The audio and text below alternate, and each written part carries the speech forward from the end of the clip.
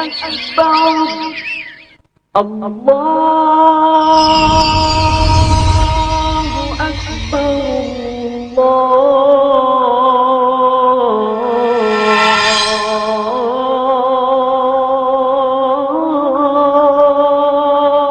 الله أكبر. بسم اللہ الرحمن الرحیم. ساری تعریف اللہ تبارک و تعالیٰ کے لیے. ہم سب اللہ تعالیٰ ہی کی تعریف بیان کرتے ہیں، اسی کے حضور اپنا سر نیاز جھکاتے ہیں، اپنے تمام معاملات میں اسی سے مدد مانگتے ہیں. زندگی کی راہوں پر گزرتے ہوئے ہم سے جو غلطیاں اور کوتاہیاں ہوتی ہیں اسی سے معافی طلب کرتے ہیں اور خطا بخشی کے امیدوار ہیں. اللہ تعالیٰ کی بے حد و حساب اور بہترین رحمت نازل ہوں اس کے نبیوں اور رسولوں پر، جو لوگوں کو خدا سے آگاہ کرانے کے لیے، راہ حق کی طرف بلانے کے لیے اور زندگی کے اندھیروں سے نکال کر نور مبین کی طرف لانے کے لیے دنیا کے مختلف زمانوں میں تشریف لاتے رہے. خاص طور پر نبی آخر الزماں، سارے نبیوں کے سردار، خاتم الانبیاء سیدنا محمد صلی اللہ علیہ وسلم پر اللہ تعالیٰ کی بہترین رحمت نازل ہوں. اللہ تعالیٰ ان کے اصحاب کرام، ان کی ازواج مطہرات اور ان کے متبعین کو بھی اپنی رحمتوں سے نوازے. قابل احترام ناظرین، زندگی ترقی کی دوڑ میں آگے اور آگے بڑھتی جا رہی. انسان نت نئی ایجادات کر رہا ہے، نئے نئے طور طریقے اپنا رہا ہے. بہت وسائل انسان نے پیدا کیے ہیں، ہزاروں قسم کے کھانے ہیں، سووں قسم کے بسکٹ ہیں، سووں قسم کی خوشبوئیں ہیں، طرح طرح کی سواریاں ہیں، پروڈکشن پہ پروڈکشن ہو رہا ہے. اس کے باوجود ہم دیکھتے ہیں کہ انسانوں کے سماجی مسائل پیچیدہ سے پیچیدہ تر ہوتے چلے جا رہے ہیں. علامہ اقبال نے صحیح کہا تھا، آج کے دور کے انسان کے حالات پہ نظر ڈالتے ہوئے، تبصرہ کرتے ہوئے، ڈھونڈنے والا ستاروں کی گزرگاہوں کا اپنے افکار کی دنیا میں سفر کر نہ سکا، اپنی حکمت کے خم و پیچ میں الجھا ایسا آج تک فیصلہ نفع و ضرر کر نہ سکا. جس نے سورج کی شعاؤں کو گرفتار کیا، زندگی کی شب تاریک سحر کر نہ سکا. چنانچہ انسان پیچ در پیچ مسائل کا شکار.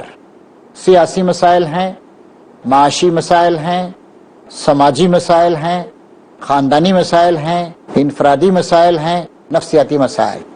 اور مغرب میں خدا سے بیزار ہو کر، خدا کا انکار کر کے اور صرف اپنے آپ پر بھروسہ کر کے، اپنے آپ پہ بھروسہ بری بات نہیں ہے، بشرطیکہ کہ وہ بھروسہ خدا کے بھروسے کے تحت ہو. لیکن خدا کا انکار کر کے جو آدمی اپنے آپ پہ بھروسہ کرتا ہے، اپنے اصولوں پر اتنا زیادہ اعتماد ظاہر کرتا ہے، اپنے فلسفے بگاڑتا ہے، اس کے نقصانات اب دیکھ رہے ہیں. اقبال نے یہ بھی کہا تھا، تمہاری تہذیب خود اپنے خنجر سے آپ ہی خودکشی کرے گی، جو شاخ نازک پہ آشیانہ بنے گا ناپائیدار ہوگا. چنانچہ آج کل ہم مغرب میں دیکھ رہے ہیں خاندان کا نظام تتر بتر ہوتا جا رہا ہے، اور وہ مصیبتیں اب مشرقی ملکوں میں بھی آ رہی ہیں. مغربی ملکوں میں ہم دیکھتے ہیں کہ عورت و مرد ناجائز طریقے سے تعلقات قائم کرتے ہیں. وہاں کے زوالوجسٹ ہمیں بتاتے ہیں کہ لڑکیاں اور لڑکے بہت پہلے بالغ ہو رہے ہیں. اتنے ہیجانات اور اتنے ایجیٹیٹنگ تھنگس سماج میں پھیلے ہوئے ہیں کہ وہ وقت سے پہلے بالغ ہو جا رہے ہیں، جبکہ ان کا بدن اس قابل نہیں ہے کہ وہ بلوغ کے کام کر سکیں، لیکن ذہنی لحاظ سے وہ بہت جلدی بالغ ہو جا رہے ہیں. ابھی وہ تعلیم بھی مکمل نہیں کر پاتے، ڈیٹنگ شروع ہو جا رہی ہے، بدکاریاں شروع ہو جا رہی ہیں، طرح طرح کے مسائل پیدا ہو رہے ہیں. آدمی کو شادی کرنے کے لیے خاص حد تک جانے کے بعد ہی شادی کر سکتا ہے. اگر وہ بدکاریاں ایسے باہر شروع کر دے تو سارا سماجی نظام ڈھانچہ ٹوٹ جائے گا. چنانچہ مغرب میں کئی ایسے ممالک ہیں جہاں پر ناجائز اور حرامی بچے حلالی بچوں سے زیادہ ہو چکے ہیں. طلاقوں کی کثرت ہے، اتنے زیادہ جنسی مواقع حاصل ہونے کے باوجود بدکاریاں ہو رہی ہیں، ریپ ہو رہا ہے، ریپ کے لیے قتل کیا جا رہا ہے. ہمارے ملک میں بھی مصیبت آ گئی. مثلا دیکھیے کہ ہمارے ملک میں ہمارے ایکٹر اور ہمارے ایکٹریسیں کیا کر رہے ہیں، کیا دکھا رہے ہیں. ایک عورت کو کس طرح ننگا کر کے پیش کیا جا رہا ہے، نیم برہنہ کر کے پیش کیا جا رہا ہے، اور اس کی وجہ سے سماجی رشتے ٹوٹ رہے ہیں. شوہر و بیوی کے تعلقات خراب ہو رہے ہیں، ماں باپ کا احترام، بزرگوں کا احترام گھٹ رہا ہے، بچوں کے اندر جو فرما برداری کا جذبہ ہونا ہے وہ ختم ہو رہا ہے، ایسی بدماشیاں ہو رہی ہیں کہ ایک ہی بات دیگر ایک نہیں 20 ایسے واقعات ہو رہے ہیں، چلتی کاروں میں، چلتی بسوں میں لڑکیوں کی عزتیں لوٹ جا رہی ہیں، اور اتنے ظالم، ایسے بھیڑیے، ایسے وحشی ہو گئے ہیں یہ لوگ کہ نہ صرف یہ کہ گینگ ریپ کرتے ہیں بلکہ قتل و خون تک کر دیتے ہیں اس کے بعد۔ اسی طریقے سے ایک بڑا مظلوم طبقہ ماں باپ کا طبقہ ہے۔ پہلے ماں باپ کی عزت کی جاتی تھی، ان کا احترام کیا جاتا تھا، ان کے آگے سر جھکا کے رہتے تھے لوگ، اور اللہ تعالیٰ نے بھی قرآن شریف میں آپ دیکھیں گے کہ بار بار شرک سے بچنے کی تائید کرنے، یعنی اپنا حق ادا کرنے کی تاکید کرنے کے بعد فوراً یہ بات کہی ہے کہ تم اپنے ماں باپ کا احترام کرو، ان کے ساتھ حسن سلوک سے پیش آؤ، اچھا سلوک ان کے ساتھ کرو۔ لیکن یہ ماں باپ آج مصیبتوں کا شکار۔ ایک بزرگ خاتون کی ایک بار میں نے شکایت سنی، انہوں نے کہا کہ ایک ماں 10 بچوں کو پال پوس سکتی ہے لیکن 10 بچے مل کر ایک ماں کو پال پوس نہیں سکتے۔ ایسے واقعات روزانہ آس پاس ہمارے سماج میں نظر آتے ہیں۔ ایک خاتون ہیں، 80 سال کی ہو گئی ہیں، بوڑھی ہیں بیچاری، شوہر کبھی کا مر چکا ہے، بیمار ہیں، کمزور ہیں، کئی بیٹے ہیں۔ میں ایک عورت کو جانتا ہوں، ان کے 7 بیٹے ہیں، لیکن کوئی بیٹا ان کو اپنے گھر پہ رکھنے کے لیے تیار نہیں ہے، بہویں ان کی خدمت کرنے کے لیے تیار نہیں، بیٹا خدمت کرنے کے لیے تیار نہیں۔ ذرا سوچئے، جس ماں نے تکلیف پہ تکلیف اٹھا کر بچے کو، اپنے 7 بچوں کو پیٹ میں رکھا اور جان پر کھیل کر جنم دیا، اپنا خون جگر پلایا، اپنی محبتیں اور شفقتیں لٹائیں، ایک طویل عرصے تک پالا پوسا، دن کا چین اور رات کی نیند حرام کی، اور پھر ان بچوں کو اس قابل بنایا کہ وہ اپنے پیروں پہ کھڑے ہو سکیں، وہ شادی کر سکیں، وہ اپنا گھر بسا سکیں، وہ بچوں کو جنم دے سکیں۔ آج ماں 70 80 90 سال کی ہے تو یہ بچے اس کو اپنے گھر پر اس کی دیکھ بھال کرنے کے لیے تیار نہیں۔ بہت سے لوگوں نے، سماج کے لوگوں نے تھو کی، ڈانٹا ڈپٹا، تب بعد میں ان میں سے 7 میں سے 4 بچے تیار ہوئے کہ ہاں ٹھیک ہے، اپنی ماں کو ہم 3 مہینے اپنے گھر پہ رکھ لیں گے۔ اسی طرح امریکہ کے ایک دورے میں ایک نوجوان نے مجھ سے پوچھا، کہا کہ دیکھیے ہم 4 بیٹے ہیں، ہم ہندوستان سے ہجرت کر کے یہاں پر امریکہ آ گئے، اور ہمارے ماں باپ جو ہیں الگ رہ رہے ہیں، اور کوئی بھائی ان کو رکھنے کے لیے تیار نہیں۔ کتنی شرم کی بات۔ باپ کی عمر ہے تقریباً 85 ایئرس، ماں کی عمر ہے تقریباً 75 یا 80، لیکن بچے رکھنے کے لیے تیار نہیں ہے، الگ گھر ان کو ایک کرائے پہ لے کے دے دیا ہے، وہیں پر وہ۔ تو ایک بیٹے نے مجھ سے پوچھا، جس کے اندر ذرا زیادہ احساس ذمہ داری ہے، کہ میں کیا کروں، میری بیوی تیار نہیں ہے ماں باپ کو لا کے رکھنے کے لیے۔ میں نے کہا کہ بھائی دیکھو، یہ کیا کروں کا سوال نہیں ہے، تم کیا کر سکتے ہو وہ سوال ہے۔ ابھی تمہارے احساس پہ، احساس ذمہ داری پر ہے۔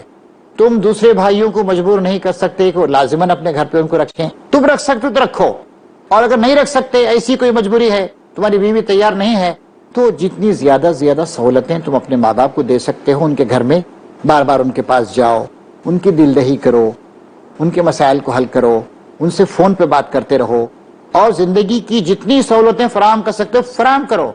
یہ کوئی کمپٹیشن کا مسئلہ نہیں کہ میرے دیگر 3 بھائی کریں گے تو میں بھی کروں گا ورنہ نہیں کروں گا۔ جس کے اندر نیکی اور بھلائی زیادہ ہے اس کو یہ کام کرنا چاہیے۔ تو ایک بہت بڑا پرابلم ہے جو مغرب میں ہی نہیں ہمارے ملک میں بھی آ گیا ہے، اور ماں باپ جب کمزور ہو جاتے ہیں، جب بڑھاپے کی منزل میں داخل ہو جاتے ہیں، جب وہ کما نہیں سکتے ہیں، جب وہ بار بار بیماریوں کا شکار ہو جاتے ہیں، اس وقت زیادہ ضرورت ہے بچوں کو یہ سوچنا چاہیے کہ کس طریقے سے ان کے ماں باپ نے بچپن میں، آپ دیکھیے ایک بچہ جب پیدا ہوتا ہے کتنا کمزور ہوتا ہے۔ جانوروں کے بچے پیدا ہوتے اچھلنے کودنے لگتے ہیں، لیکن انسان کا بچہ اسے کھڑے ہونے کے لیے پورا 1 سال درکار ہوتا ہے۔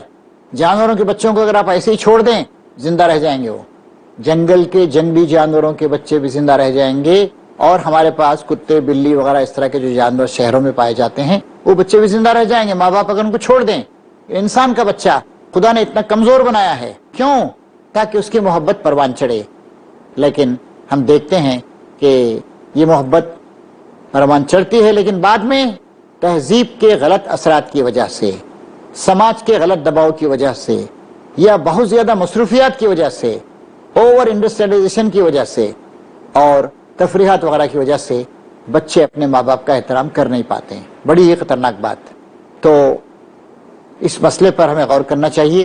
آئیے آج ہم دیکھیں گے کہ اللہ نے اور اللہ کے رسول نے ہمیں کیا باتیں بتائی ہیں۔ ماں باپ کا احترام کیسے ہو، ماں باپ کی خدمت کیسی ہو۔ ایک صاحب حضور کے پاس آئے، پوچھا یا رسول اللہ سب سے زیادہ اچھے سلوک کا مستحق کون ہے؟ آپ نے کہا تمہاری ماں، اس کے بعد تمہاری ماں، اس کے بعد تمہاری ماں، اس کے بعد تمہارے باپ۔ ایک حدیث میں بھی معلوم ہوتا ہے کہ اور رشتہ داری میں جو تم سے زیادہ قریب ہیں، اور اس کے بعد جو سب سے زیادہ قریب ہیں۔ درجے بدرجے سب کے ساتھ اچھا سلوک کرنا ہے، لیکن سب سے زیادہ اچھا سلوک ماں کے ساتھ کرنا ہے، پھر باپ کے ساتھ، پھر جو بھی جتنا قریب ہو۔ اس سے پہلے کہ اس مسئلے پر تفصیلی گفتگو ہم کریں، پس منظر تو ہم نے آپ کو بتا ہی دیا ہے، ہمیں ایک چھوٹا سا بریک لینے کی اجازت دیجیے۔ بریک کے بعد انشاءاللہ پھر ہم آپ کی خدمت میں حاضر ہوں گے اور اس مسئلے پر گفتگو کریں گے۔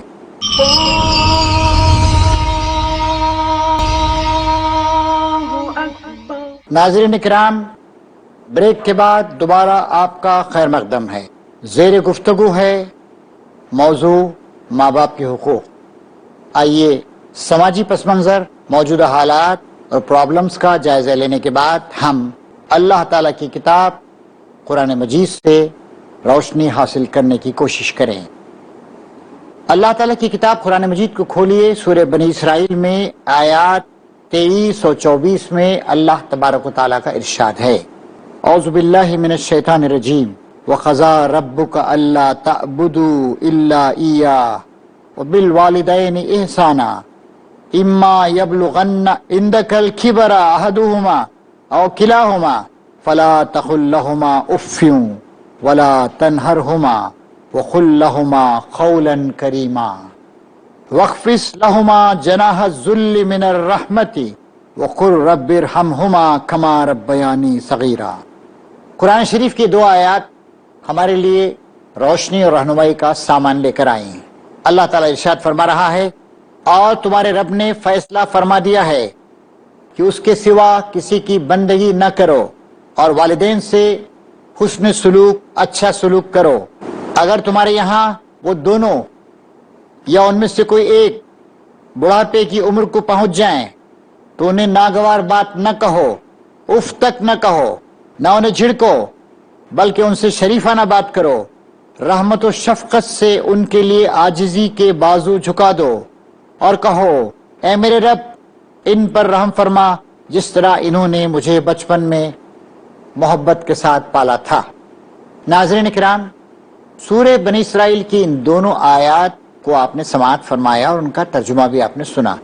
پہلی بات یہ ارشاد فرمائی جا رہی ہے کہ تیرے رب نے فیصلہ کر دیا ہے۔ الفاظ کے زور کو آپ محسوس کر سکتے ہیں، تیرے رب نے اس بات کو متعین کر دیا ہے، فیصلہ کر دیا ہے۔ فیصلہ ہونے کے بعد اللہ تعالیٰ کا فیصلہ بدلا نہیں جاتا۔ کیا؟ پہلی بات یہ کہ اللہ تعالیٰ کے علاوہ کسی کی عبادت نہ کرو۔ شریعت کے اور اسلام کے حکموں میں سب سے بڑا حکم یہ ہے کہ اللہ ہی کی عبادت کی جائے، اللہ کے ساتھ کسی اور کی عبادت نہ کی جائے۔ دوسری بات، والدین کے ساتھ نیک سلوک کرو، بالوالدین احسانہ۔ قرآن شریف میں کئی جگہوں پر آپ اس بات کو دیکھیں گے کہ جہاں جہاں اللہ تعالیٰ کے حقوق گنائے گئے ہیں وہاں والدین کے حقوق فوراً اس کے بعد میں گنائے گئے ہیں۔ اس سے کیا بات سمجھ میں آتی؟ یہ بات سمجھ میں آتی ہے کہ والدین کے حقوق اتنے اہم ہیں، اور ظاہر ہے ہمارے سماج میں یہ والدین ہوتے ہیں جو بچوں کو جنم دیتے ہیں۔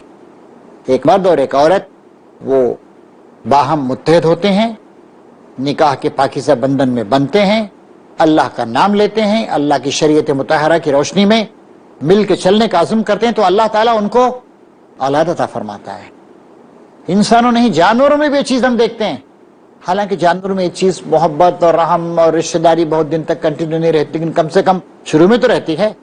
ایک نر ہوتا ہے، ایک مادہ ہوتی ہے، اور پھر اس کے بعد ماں جو ہوتی ہے اپنی محبتیں اپنے بچے پہ لٹاتی ہے، اسے دودھ پلاتی ہے۔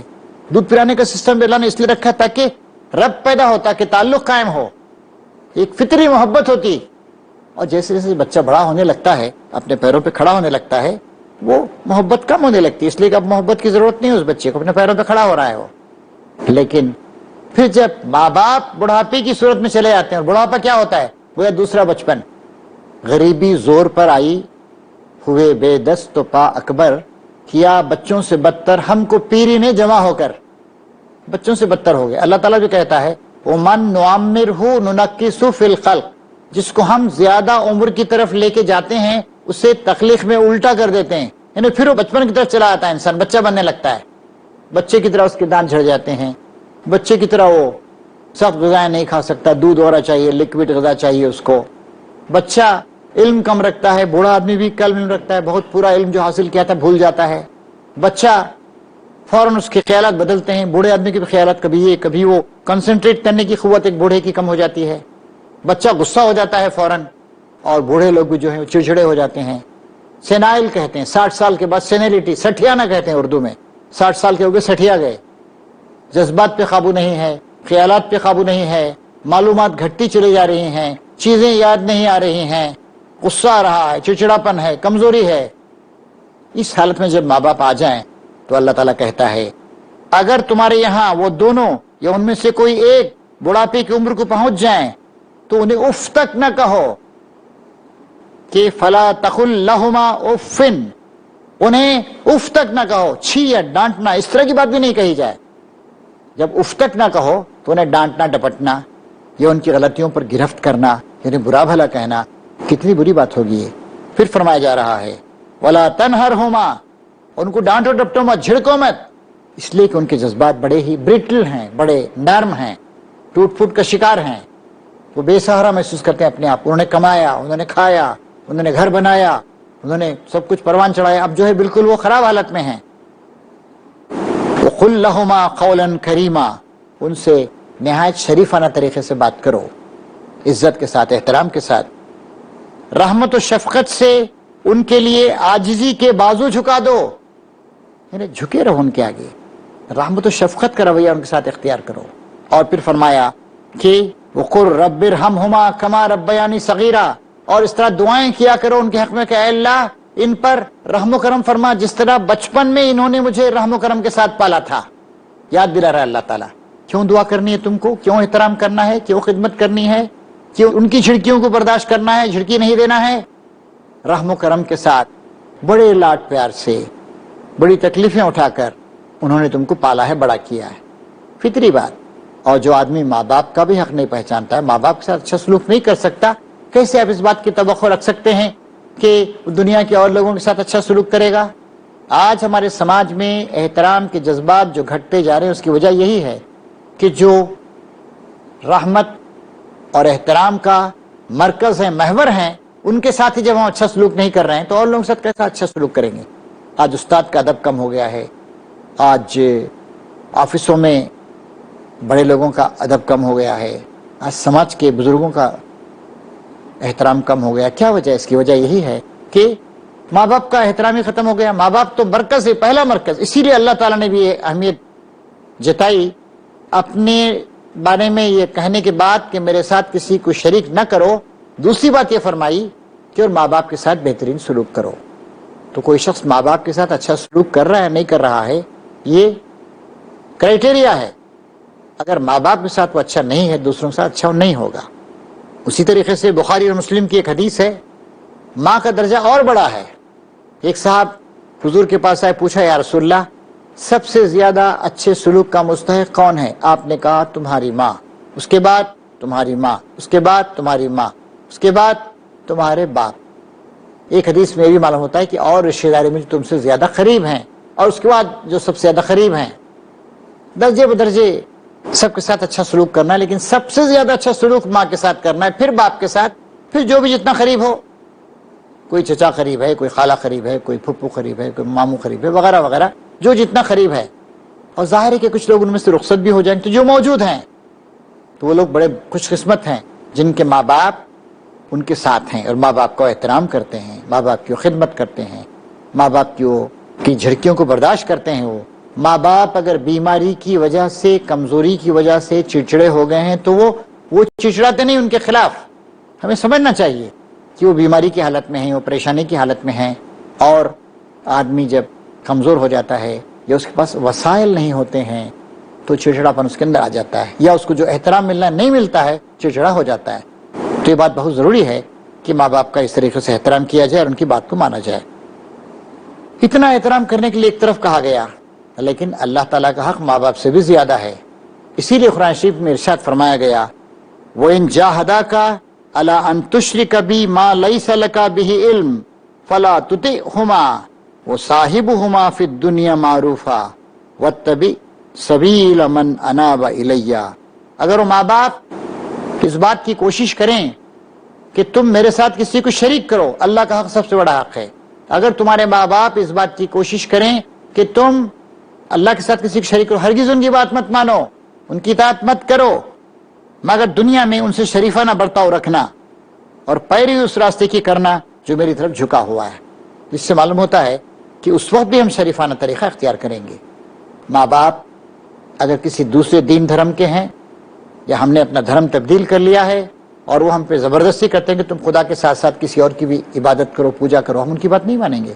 لیکن شرافت کا رویہ برقرار رہے گا.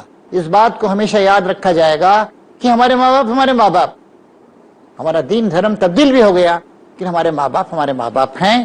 اور یہ وہ رشتہ ہے، خون کا رشتہ، بلڈ ریلیشن شپ، جس کو اللہ نے قائم کیا ہے. ماں باپ کی یہ بھی اہمیت ہے کہ یہ گویا ہماری جنت ہے، ہماری جہنم ہے. ماں باپ کی اگر ہم نے خدمت کی تو جنت ہمارے لیے ہے. یہ بھی فرمایا حضور نے کہ ماں کے بعد گویا خالہ کا درجہ ہے. اس طریقے سے یہ سب لوگ قابل احترام ہیں، ان سب کا حق ہمیں ادا کرنا چاہیے. لیکن سب سے بڑا حق اللہ اور اللہ کے رسول کے حق کے بعد ماں باپ کا حق ہے. تو ماں باپ کا حق ہر صورت میں ادا کیا جائے گا، ہر صورت میں ان کا احترام کیا جائے گا، چاہے ان کا دین دھرم ہم سے مختلف ہی کیوں نہ ہو.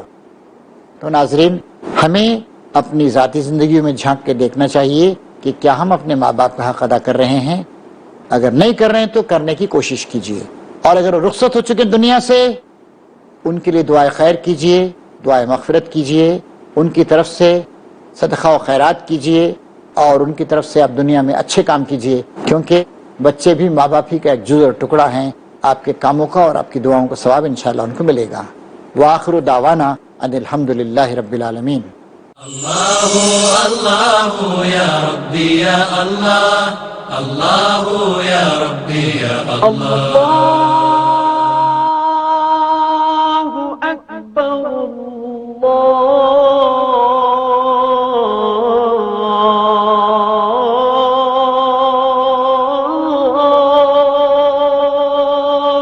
أكبر. الله